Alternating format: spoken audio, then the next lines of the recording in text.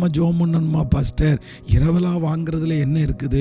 நமக்கு ஒரு பொருள் இல்லை, அந்த டைமில் வாங்குகிறோம், அவங்களுக்கு திருப்பி கொடுக்குறோம் அப்படின்னு நினைக்கிறோம். ஆனால் இல்லை, இந்த இரவலாய் வாங்குறதை குறித்து ஒரு தேவனுடைய பிள்ளை ரொம்ப ஜாக்கிரதையாக இருக்கணும்.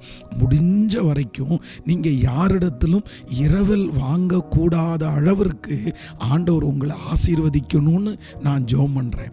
சில பொருட்கள் அந்த அந்த பொருளை வாங்கினவர்கள் அவங்களுடைய ஓனர்கிட்ட இருக்கிற வரைக்கும் பார்த்தீங்கன்னா ரொம்ப நல்லா இருக்கும். அது எந்த ரிப்பேரும் வராது, எந்த பிரச்சனையும் வராது. ஆனால் எப்போ ஒரு மனுஷன் இரவலாக வாங்குறாங்களோ அப்போதான் சில நேரத்தில் அந்த பொருள் பிரச்சனையாகும். அதற்கு பிறகு அதனாலே வாக்குவாதம், பிரிவினைகள் எத்தனையோ குடும்பத்தில் நடந்திருக்கிறது. நான் ஒரு விசை சபையில் ஒருத்தர் ஜெபம் பண்ணார். அவர் ஒரு ஃப்ரெண்டுகிட்ட போய் இரவலாக பைக் வாங்குறாரு. வீட்டில் நிறுத்தி இருக்கும்போது இவருடைய ஃப்ரெண்டு